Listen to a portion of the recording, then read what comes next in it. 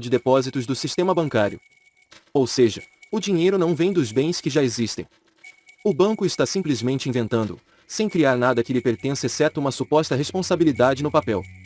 À medida que o caso evoluiu, o presidente do banco, Sr. Morgan, prestou depoimento, e no memorando pessoal do juiz, ele registrou que o reclamante, presidente do banco, admitiu juntamente com o Banco da Reserva Federal, que criaram o dinheiro e os créditos através de lançamentos nos livros caixa. O dinheiro e o crédito passaram a existir quando eles os criaram.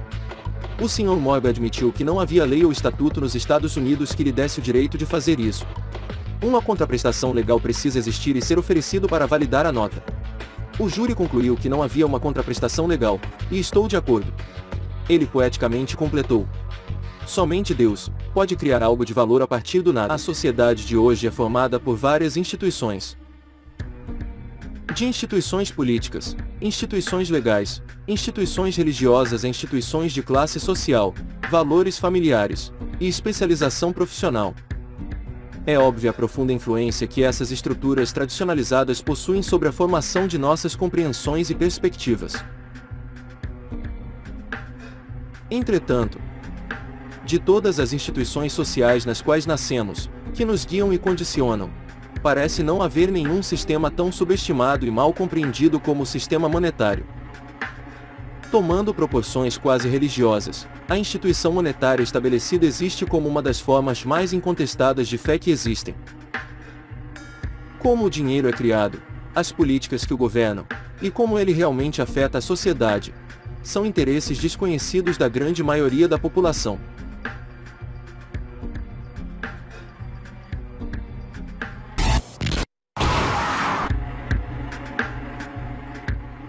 Em um mundo onde 1% da população possui 40% da riqueza do planeta.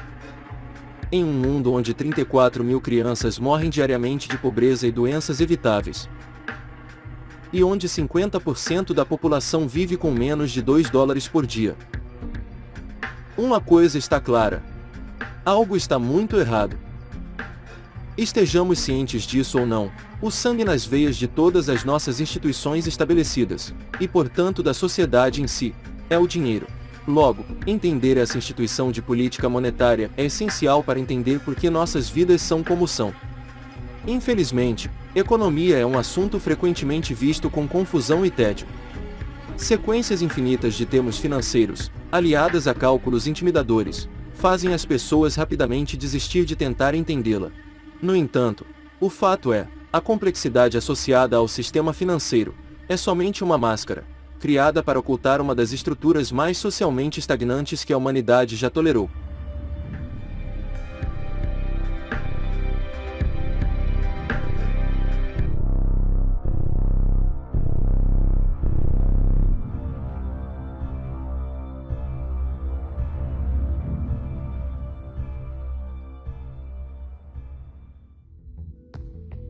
Alguns anos atrás, o Banco Central dos Estados Unidos, a Reserva Federal, criou um documento chamado Mecânica Monetária Moderna.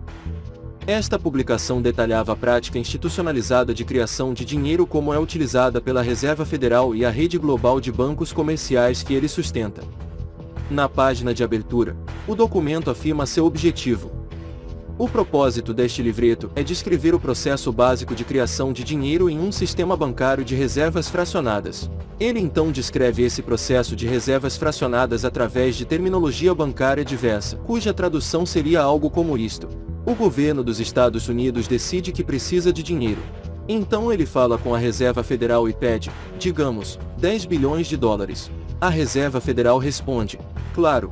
Vamos comprar 10 bilhões em títulos públicos de vocês. Aí o governo pega alguns papéis, coloca símbolos neles que os fazem parecer oficiais, e os chama de títulos do Tesouro.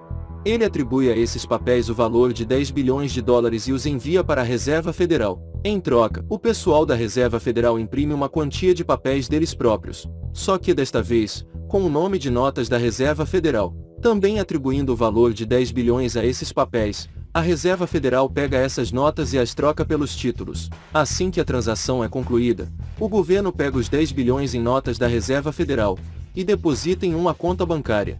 E com esse depósito, as notas de papel passam oficialmente a ter valor de moeda, adicionando 10 bilhões ao suprimento monetário dos Estados Unidos. E aí está, foram criados 10 bilhões novinhos em dinheiro.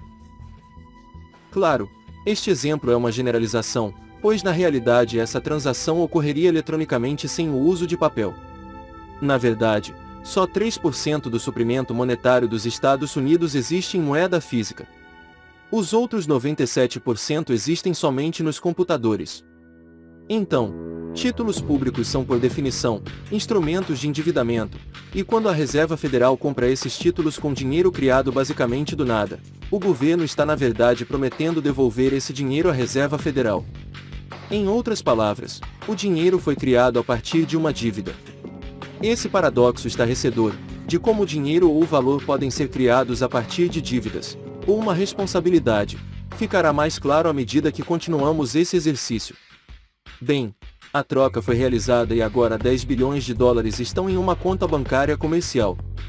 Aqui é onde isso fica interessante, já que, com base na prática de reservas fracionadas, esse depósito de 10 bilhões torna-se instantaneamente parte das reservas do banco, como todo depósito. E no que se refere à exigência de reservas como está na mecânica monetária moderna, um banco deve manter reservas legalmente exigidas equivalente a uma porcentagem definida de seus depósitos.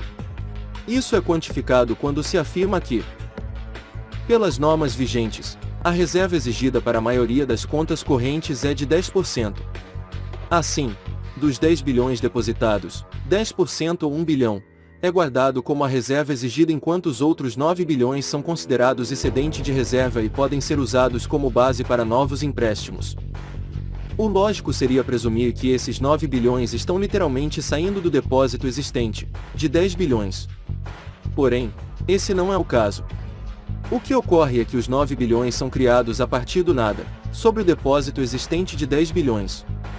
É assim que o suprimento monetário é expandido.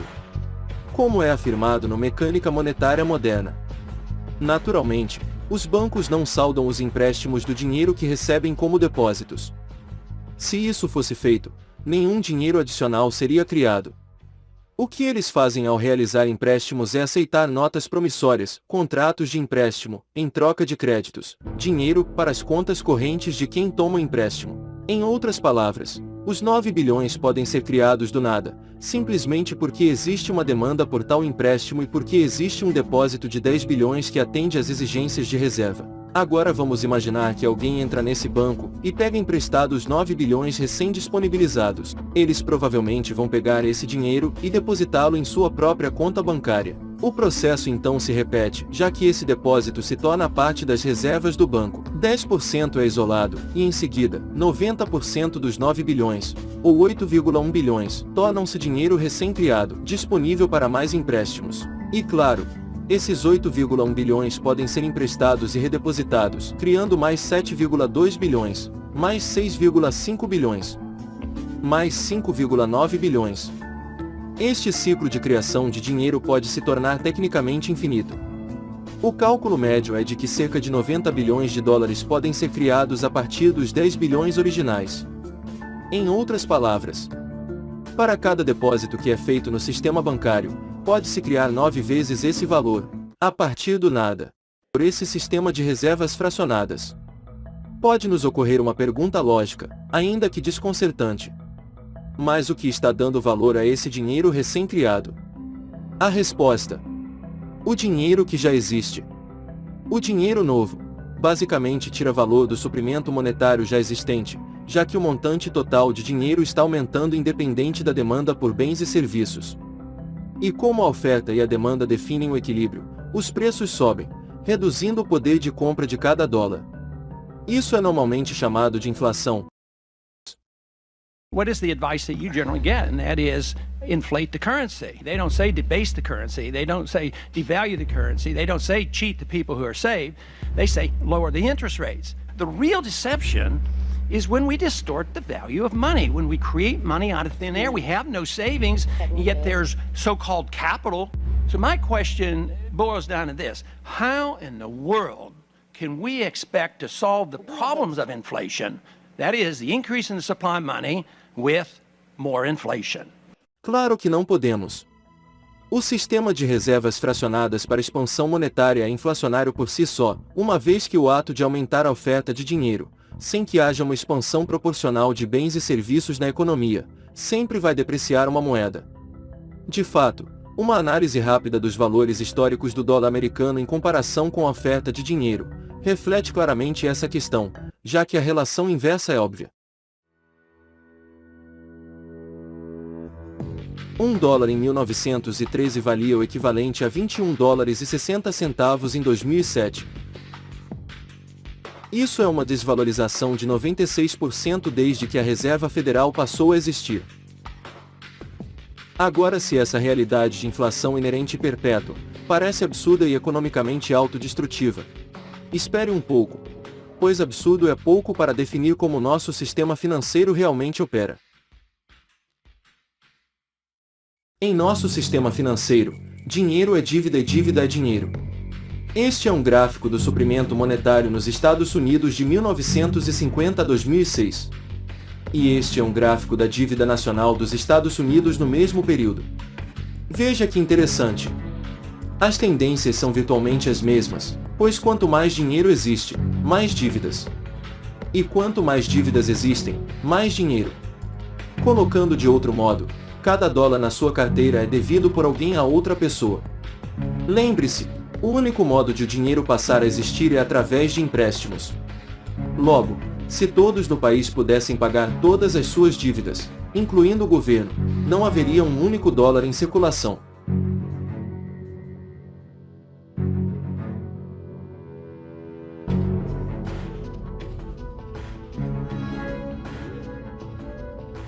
Na verdade, a última vez na história americana em que a dívida nacional foi totalmente quitada foi em 1835, depois de o presidente Andrew Jackson fechar o Banco Central anterior à Reserva Federal. Toda a plataforma política de Jackson girava essencialmente em torno desse compromisso de fechar o Banco Central. Declarou certa vez, os grandes esforços feitos pelo banco atual para controlar o governo são apenas premonições do destino que aguarda o povo americano caso sejam induzidos à perpetuação desta instituição, ou ao estabelecimento de outra do mesmo tipo.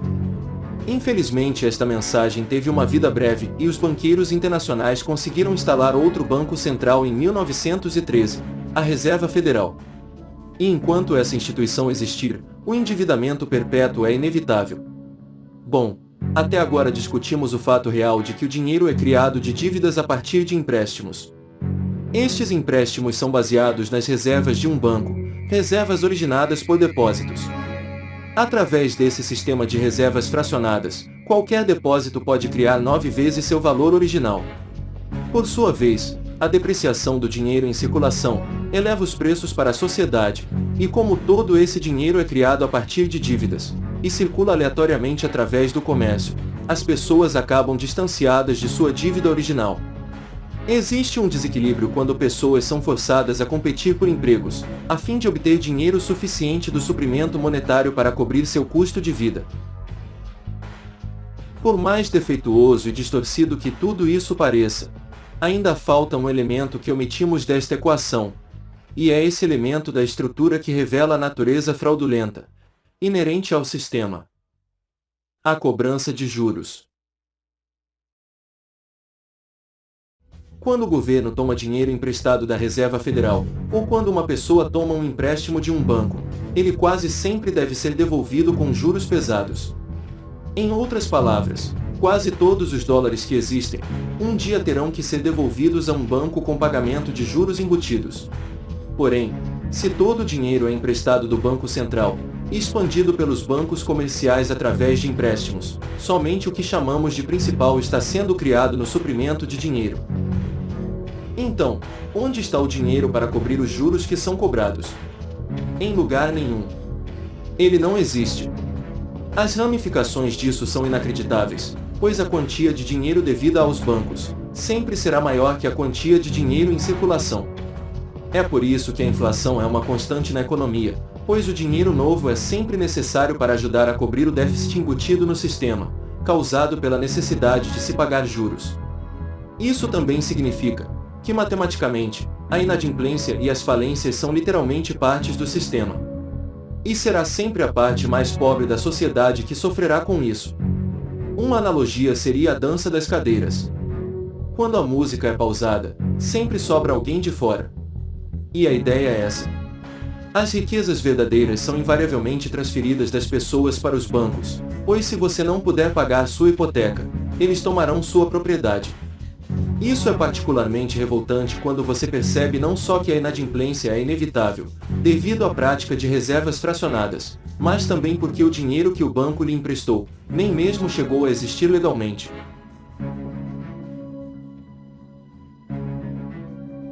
Em 1969, houve um caso na Justiça de Minnesota envolvendo um homem chamado Jerome Dale, que estava recorrendo do arresto de sua casa pedido pelo banco que lhe cedeu o empréstimo para comprá-la.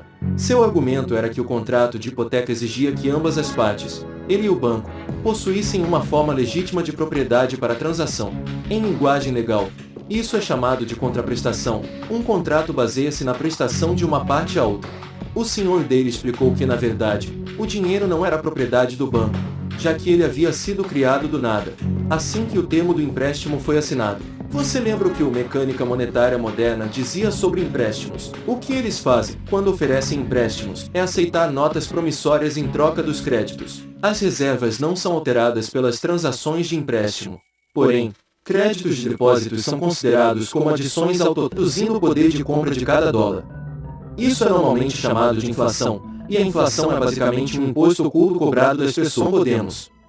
O sistema de reservas fracionadas para expansão monetária é inflacionário por si só, uma vez que o ato de aumentar a oferta de dinheiro, sem que haja uma expansão proporcional de bens e serviços na economia, sempre vai depreciar uma moeda. De fato, uma análise rápida dos valores históricos do dólar americano em comparação com a oferta de dinheiro reflete claramente essa questão, já que a relação inversa é óbvia. $1 em 1913 valia o equivalente a $21,60 em 2007. Isso é uma desvalorização de 96% desde que a Reserva Federal passou a existir. Agora, se essa realidade de inflação inerente e perpétua parece absurda e economicamente autodestrutiva, espere um pouco, pois absurdo é pouco para definir como nosso sistema financeiro realmente opera. Em nosso sistema financeiro, dinheiro é dívida e dívida é dinheiro. Este é um gráfico do suprimento monetário nos Estados Unidos de 1950 a 2006. E este é um gráfico da dívida nacional dos Estados Unidos no mesmo período. Veja que interessante. As tendências são virtualmente as mesmas, pois quanto mais dinheiro existe, mais dívidas. E quanto mais dívidas existem, mais dinheiro. Colocando de outro modo, cada dólar na sua carteira é devido por alguém a outra pessoa. Lembre-se, o único modo de o dinheiro passar a existir é através de empréstimos. Logo, se todos no país pudessem pagar todas as suas dívidas, incluindo o governo, não haveria um único dólar em circulação. Tal de depósitos do sistema bancário. Ou seja, o dinheiro não vem dos bens que já existem. O banco está simplesmente inventando, sem criar nada que lhe pertença exceto uma suposta responsabilidade no papel. À medida que o caso evoluiu, o presidente do banco, Sr. Morgan, prestou depoimento, e no memorando pessoal do juiz, ele registrou que o reclamante, presidente do banco, admitiu juntamente com o Banco da Reserva Federal, que criaram o dinheiro e os créditos através de lançamentos nos livros caixa. O dinheiro e o crédito passaram a existir quando eles os criaram. O Sr. Morgan admitiu que não havia lei ou estatuto nos Estados Unidos que lhe desse o direito de fazer isso. Uma contraprestação legal precisa existir e ser oferecido para validar a nota. O júri concluiu que não havia uma contraprestação legal, e estou de acordo. Ele poeticamente completou: somente Deus pode criar algo de valor a partir do nada. Diante dessa revelação, a corte rejeitou o pedido de arresto do banco, e Dale ficou com sua casa.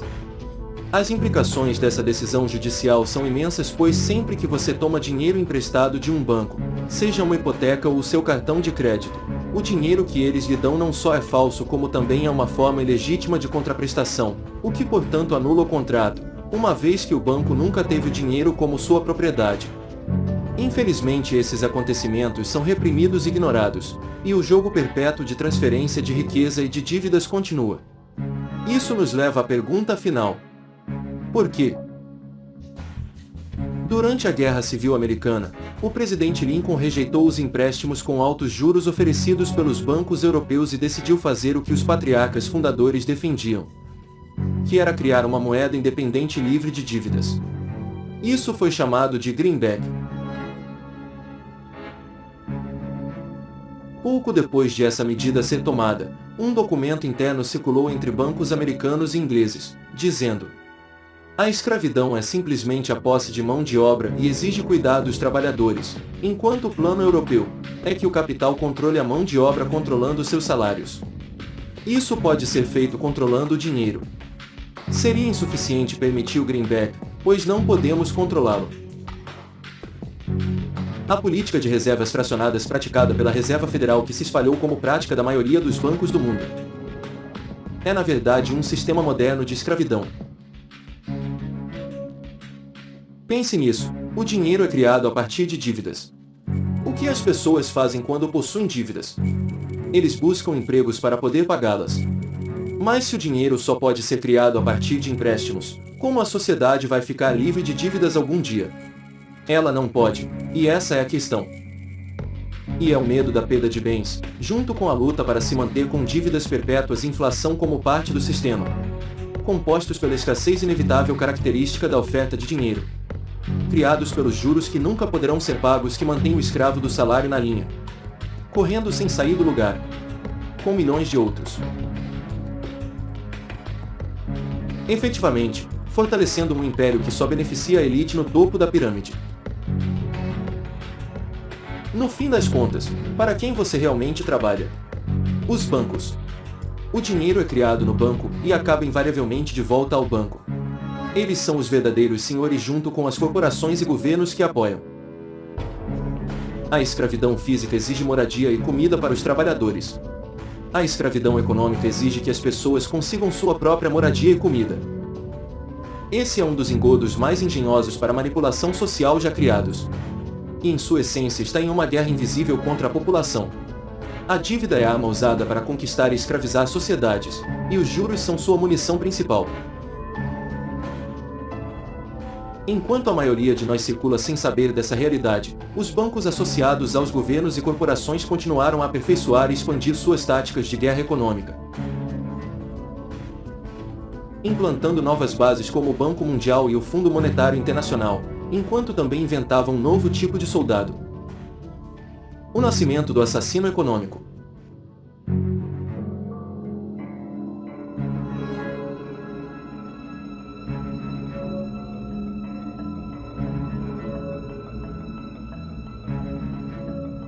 Nós, assassinos econômicos, de fato fomos os responsáveis pela criação desse primeiro império realmente global. Trabalhamos de muitas maneiras diferentes. Talvez a mais comum seja identificar um país que tem recursos, como o petróleo, e em seguida, conseguir um empréstimo enorme para esse país através do Banco Mundial ou uma de suas organizações irmãs. Só que o dinheiro nunca vai realmente para o país. Ele acaba indo para nossas grandes corporações para criar projetos de infraestrutura nesse país. Usinas de energia, parques industriais, portos, coisas que beneficiam os poucos ricos desse país e também as nossas corporações, mas não a maioria das pessoas. Entretanto, essas pessoas, o país inteiro acaba ficando com uma enorme dívida. A dívida é tão grande que eles não conseguem pagá-la. E isso é parte do plano. Eles não podem pagá-la. Então, em um certo ponto, nós, assassinos econômicos, vamos lá e dizemos: ouça, você perdeu muito dinheiro, não vai conseguir pagar sua dívida. Então venda seu petróleo bem barato para nossas petroleiras, deixe-nos construir uma base militar no seu país e envie tropas para apoiar uma das nossas em algum lugar do mundo, como o Iraque, ou vote na gente na próxima cúpula da ONU. Pedem para privatizar sua companhia elétrica e vender seu sistema de água e esgoto para corporações americanas ou outras corporações multinacionais. Então é uma coisa que só cresce, e é tão típico esse modo como o FMI e o Banco Mundial operam. Eles colocam um país em uma dívida, aí eles se oferecem para refinanciar a dívida, e então refinanciam, e cobram mais juros, e eles exigem esse escambo que é chamado de condicionalidade ou boa governança, que basicamente significa que eles têm que vender seus recursos, incluindo muitos serviços sociais, suas empresas de serviços básicos, às vezes seus sistemas educacionais, seus sistemas penitenciários, seus sistemas previdenciários, para corporações estrangeiras. Ganham 2, 3 e 4 vezes. A introdução do assassino econômico começou mesmo no começo dos anos 50, quando Mossadegh, escolhido democraticamente, foi eleito no Irã. Ele era considerado a esperança da democracia no Oriente Médio ou do mundo. Ele foi o homem do ano da revista Time. Porém, uma das questões que ele trazia e queria implementar era a ideia de que as petroleiras internacionais deveriam pagar muito mais ao povo iraniano pelo petróleo que estavam retirando do Irã e de que o povo iraniano deveria se beneficiar de seu próprio petróleo. Política estranha. Claro que não gostamos disso, mas tivemos medo de fazer o que estávamos fazendo, que era enviar os militares. Em vez disso, enviamos um agente da CIA. Kermit Roosevelt, parente de Ted Roosevelt e com alguns milhões de dólares. Ele mostrou-se muito eficiente e em pouco tempo Mossadegh foi deposto e foi substituído pelo Shah do Irã, que sempre foi favorável ao petróleo. E isso funcionou muito bem.